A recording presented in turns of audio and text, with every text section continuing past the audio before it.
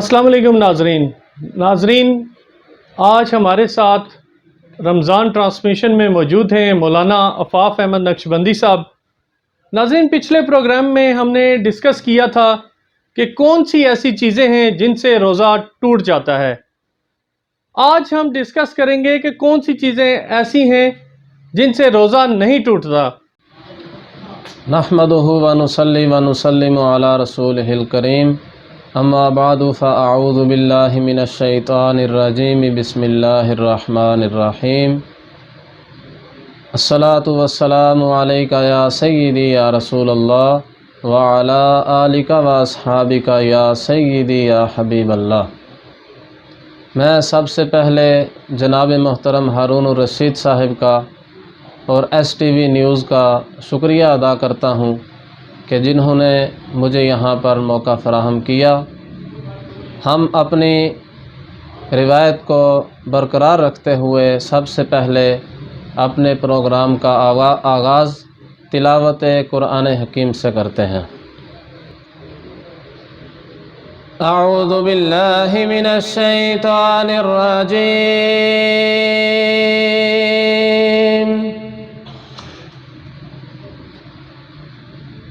بسم اللہ الرحمن الرحیم۔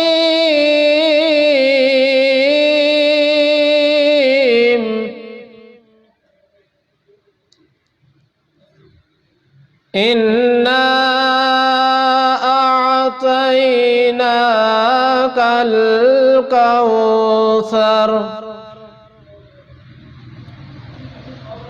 فصل لربك وانحر ان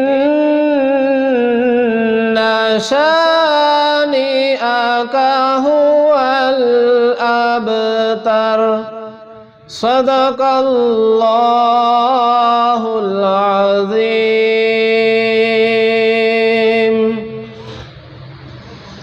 حاضرین و ناظرین محترم، جیسا کہ ہارون الرشید صاحب نے مجھ سے سوال کیا کہ وہ کون سی ایسی صورتیں ہیں کہ اگر وہ روزے کے دوران پیش آ جائیں تو ان سے روزہ نہیں ٹوٹتا۔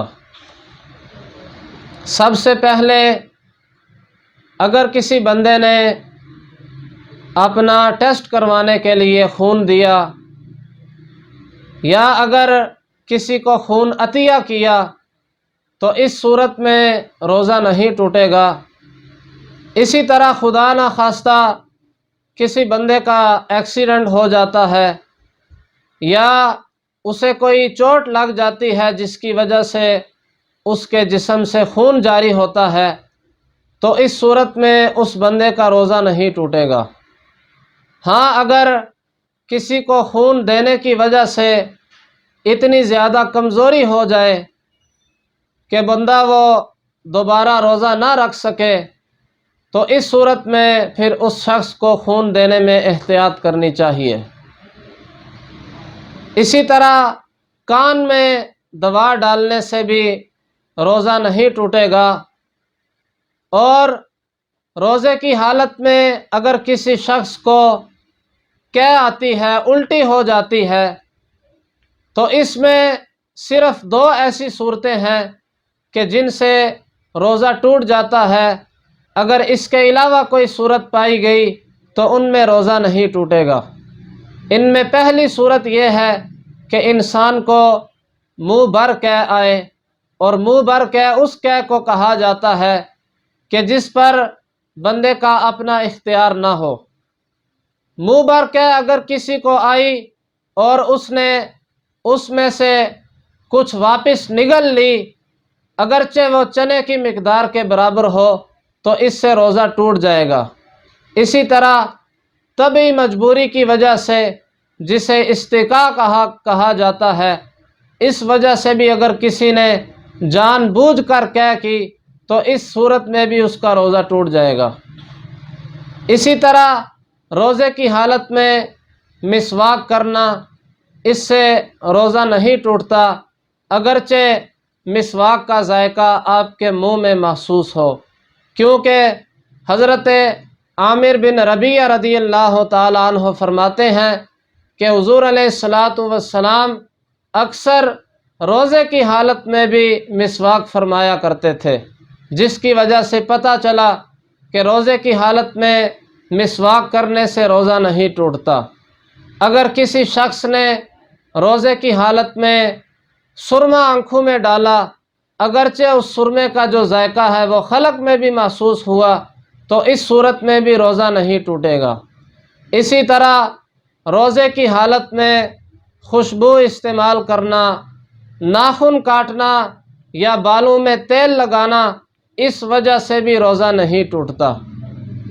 اگر کوئی ایسی عورت ہے جس کے پیٹ میں بچہ ہے، یا وہ ماں جو اپنے بچے کو دودھ پلاتی ہے، اب ان دونوں صورتوں میں اگر روزہ رکھنے کی وجہ سے بچے کو کوئی نقصان پہنچتا ہے تو اس کے لیے پھر شریعت نے یہ اجازت دی ہے کہ وہ ماں روزہ نہ رکھے، لیکن بعد میں ان روزوں کی قضا کرنا بھی ان کے لیے لازم ہوگی، اس کا وہ فدیہ ادا نہیں کر سکتے۔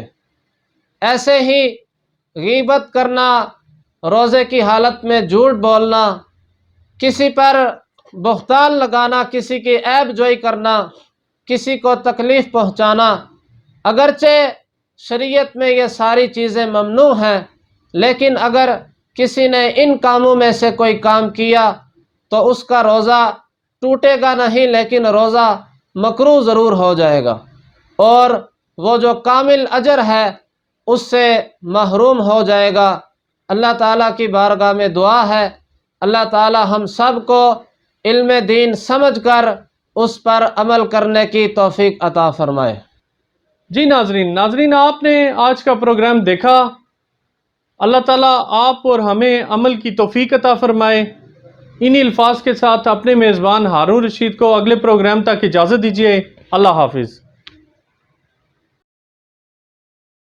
تازہ ترین اپڈیٹس کے لیے وزٹ کریں STV News HD